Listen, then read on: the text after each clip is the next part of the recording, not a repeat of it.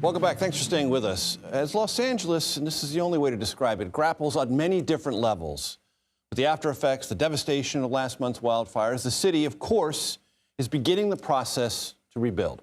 You recall, 29 people were killed, more than 16,000 structures destroyed, and what could very well be the costliest natural disaster in American history. In this regard, I spoke with developer Rick Caruso, who has created a nonprofit to help rebuild the city, or at least expedite that process, and asked him off the top what right now is working and what isn't. Let me take discourage first, if you don't mind, because Sure. we're sitting here going into the 6th week after the fire, and quite frankly, I don't think there's enough happening. And I think I share the frustration of so many people that have lost their homes and lost their businesses and lost, their livelihood, that they don't see more happening. So we need to pick up the pace of action in getting things cleaned up and starting to work towards getting people back in their homes.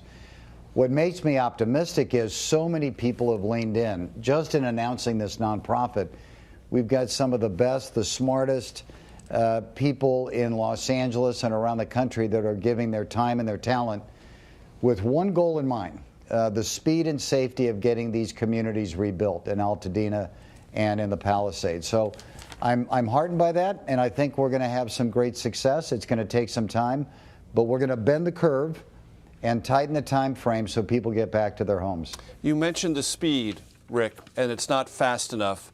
Steven Soberoff, who is the appointed Chief Recovery Officer for the city of Los Angeles, has said rebuilding should be able to begin in 12 to 18 months. Is that a timetable you're satisfied with? I think it could be tighter than that. I mean, 12 months is maybe realistic, 18 months is not realistic, but the way they're starting right now, we're not getting a lot of cleanup going on. And so there's so much that needs to get done here, right? You've got to change the infrastructure in these communities. You've got to redo power lines. They need to be put underground. You've got to redo water mains, redo streets. You are rebuilding 2.5 times the size of Manhattan, to put it in scale. And so things have to run on parallel tracks. And it really, private enterprise, like Steadfast LA, that's brought in great private enterprise, has to form a public-private partnership with the city, the state, the county, and the federal government. Because if we leave it to government officials alone, or those who represent government officials, it's just going to take too long. So we need the ingenuity, we need the entrepreneurship, and frankly, we need this relentless follow-up every single day to make sure a lot of work is getting done and getting done in the right way, getting done efficiently. And Rick, those who might have seen headlines might have come across something from Governor Newsom, cutting regulations, easing permits. Is that happening at the city level? Is it happening at the county level to your satisfaction? Are there things being missed in the regulatory climate? I think all of that is good. I think the governor's doing some good things. I think the state and the county, the city are doing some good things. But here's where private enterprise comes in. It's not only about waiving certain things, it's about how do you expedite. So you need to get your plans approved. We're working with Amazon. We're going to be announcing this soon. But one of the things we're looking at doing is creating an AI model that reviews people's plans so your plan check happens in a matter of hours and maybe days versus weeks and months. Those are the kind of things that we need to integrate right away that will allow construction to start sooner. So it's not only waiving things, it's how do you move things forward in a more efficient, faster way with all this great technology we have in the United States. Let's take advantage of it. Rick, I know you've shied away from politics, but you did run against Mayor Bass in 2022. This also seems like a time for some tough love, some tough assessments about mistakes made before the fires and an immediate aftermath of them ravaging those two neighborhoods. I'd like your thoughts on that. I think we have a lot of tough questions that should be asked and answered, and they should be now.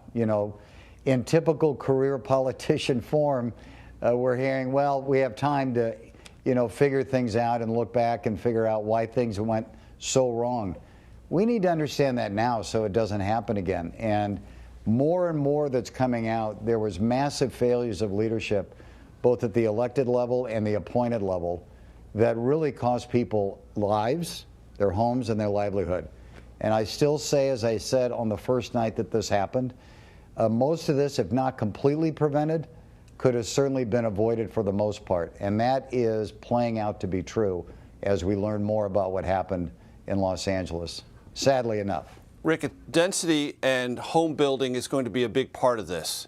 It has been said you are opposed to any rebuilding that adds density in terms of low-income housing. There are those within the city who want more low-income housing, and of course you know there's a statewide mandate to increase the availability of low-income housing. Specifically, where do you stand on that issue? Well, I'm an advocate for low-income housing, and we're building low-income housing as a private company. So we're big advocates. What I've said is now is not the time to mandate it on the backs of people who have lost their homes and lost their communities. Instead of mandating it, what I've said to the local officials, put together an incentive and say if you build low-income housing, you get a density bonus. But if you mandate it, I think you create more problems, and you're also going to have a community very upset because it's going to slow down the rebuilding process. So let's give incentives for people to do the right thing, and I think everybody wins in that case. Rick Caruso, my interest in this story will not wane. We will talk again, sir. Thank you very much for your time. Thank you, Major.